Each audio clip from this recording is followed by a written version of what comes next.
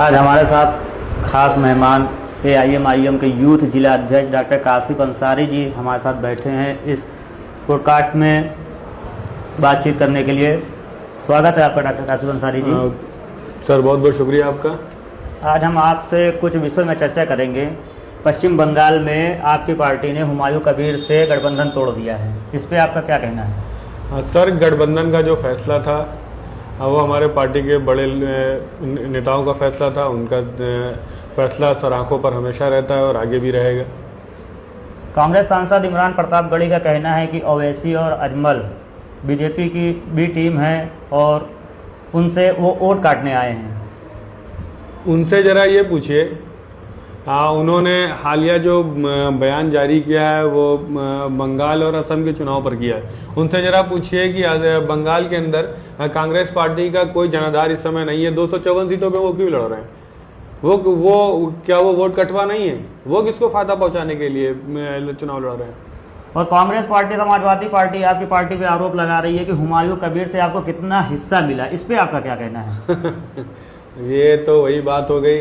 Samajwadi party से सबसे पहले पूछा जाए कि अपर्णा यादव जो भाजपा के अंदर है, अखिलेश यादव की सगी भाभी हैं, यानी मुलायम सिंह जी के दो बेटे हैं, अखिलेश यादव और प्रतीक यादव। प्रतीक यादव साहब की बीवी हैं, वो भाजपा में है। उनको किसके क्या नाम है, उसके लिए कितना हिस्सा मिला होगा? कांग्रेस पार्टी जो अभी पूछ रही है, अभी हाल ही में आपका राज्यसभा चुनाव संपन्न हुआ है बिहार के अंदर, कांग्रेस पार्टी के 3 MLA गायब थे वोटिंग से। उनसे सवाल करिए कितना रुपए लेकर गायब थे। जमात उलमाए हिंद के मौलाना महमूद मदनी आपकी पार्टी को सांप्रदायिक पार्टी बता रहे हैं, इस पे आपका क्या कहना है? सबसे पहले सर मैं आपको एक बात क्लियर कर दूं, मैं और हमारे समेत जितने भी पदाधिकारी हैं और ऑल इंडिया मजलिस इत्तेहादुल मुस्लिमीन देश और दुनिया के तमाम उलमाए इकराम का एहतराम करती है, लेकिन जो जमीयत उलमाए हिंद की जानिब से एक लेटर जारी हुआ असम में AIDF चीफ मौलाना बदरुद्दीन अजमल साहब के लिए कि उन्होंने फ़िरका पसंद पार्टी के साथ अपना अलायंस किया है, ये एक निहायत निंदनीय विषय था। इस तरह का स्टेटमेंट जारी करने की कोई ज़रूरत नहीं थी। अगर फ़िरका पसंद होने का आप आरोप लगाते हैं तो आप साथ में सबूत भी दें। प्रधानी चुनाव नज़दीक है, आपकी पार्टी का क्या रणनीति है? हाँ सर, हमारी पार्टी बाकी पार्टियों की तरह दमखम से अपना चुनाव लड़ेगी। हमें बाकी पार्टियों का पता नहीं, लेकिन ऑल इंडिया मजलिस इत्तेहादुल मुस्लिमीन पूरी तैयारी के साथ चुनावी मैदान के अंदर है। अल्हम्दुलिल्लाह इस समय पूरे ज़िले बहराइच के अंदर काफ़ी संख्या में लोग आवेदन कर रहे हैं कि हमें MIM से चुनाव लड़ना है और ऑल इंडिया मजलिस इत्तेहादुल मुस्लिमीन इस चुनाव के अंदर पूरे दमखम के साथ अपनी यात्रा शुरू करेगी। आप आज एक मुहिम चला रहे हैं यतीम बच्चों को पढ़ाने के लिए।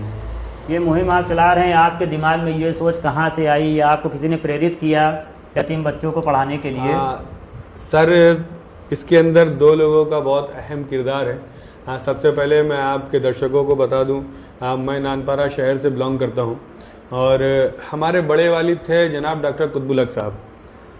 उनका एक स्कूल था मजदूर मॉन्टेसरी गर्ल्स इंटर कॉलेज के नाम से, जो नानपारा में गर्ल्स माइनॉरिटी के बच्चों के लिए बहुत ही शानदार स्कूल था।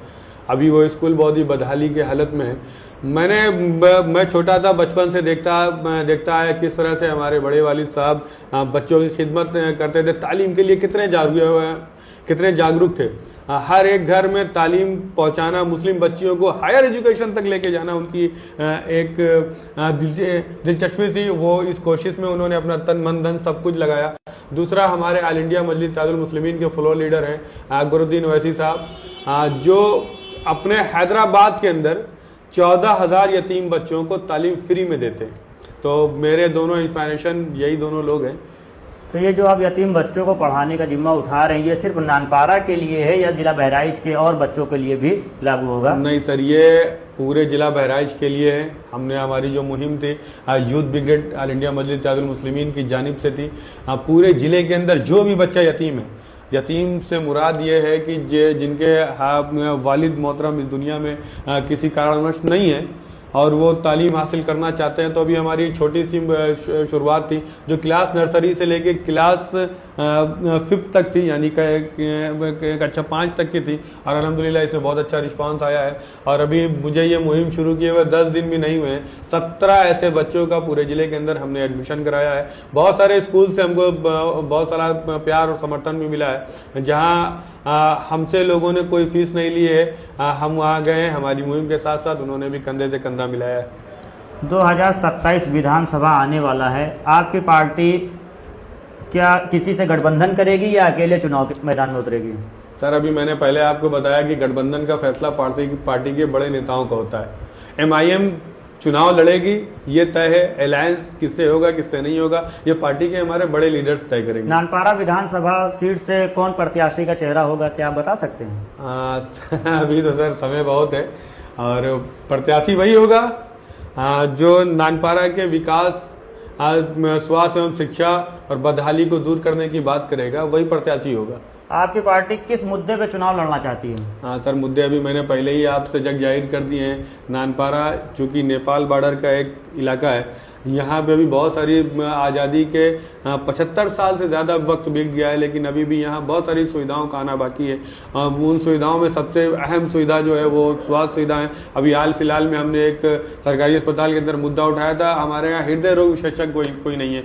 इस समय शहर के अंदर कम उम्र के लोगों को हार्ट अटैक की दिक्कतों का सामना करना पड़ रहा है। लोगों को अचानक से हृदयघात होता है। लोग जब तक के यहाँ आते हैं, न यहाँ कोई सुविधा होती है, न ही कोई यहाँ पर स्वास्थ्य सेवाएं उपलब्ध हैं। ऐसे में जब उनको डिस्चार्ज किया जाता है, यहाँ से रेफर किया जाता है, वो बहराइच जाते जाते या लखनऊ पहुंचते पहुंचते आधे रास्ते में दम तोड़ देते हैं। तो ये इन सारे मुद्दों को हमारी पार्टी लेके चलेगी। नगर पालिका चुनाव, नगर पंचायत चुनाव में आपकी क्या रणनीति है, किस तरह तैयारी आपकी पार्टी ने किया है, और नानपारा में नगर पालिका प्रत्याशी कौन होंगे या किस तरह तैयारियां चल रही है AIM पार्टी की? सर, अभी प्रत्याशी बहुत सारे आएंगे हमारे, ऐसा नहीं है कि नहीं आएंगे। हमारी पार्टी दमखम से चुनाव लड़ेगी। हाँ, मैं आपको ये बता दूं, नानपारा चेयरमैन भी पार्टी चुनाव लड़ेगी, और नानपारा के 2500 वार्ड के अंदर हमारी पार्टी दमखम से चुनाव लड़ेगी। अगर आपको मौका मिले चुनाव लड़ने का तो क्या आप चुनाव लड़ेंगे? हाँ सर, अभी हमारा ऐसा कोई इरादा नहीं है। आप तैयारी नहीं की चुनाव लड़ने की? नहीं सर, तैयारी की कोई बात ही नहीं है। पार्टी जब कहेगी तो उसका फैसला सर आंखों पर रहेगा। बहुत बहुत धन्यवाद।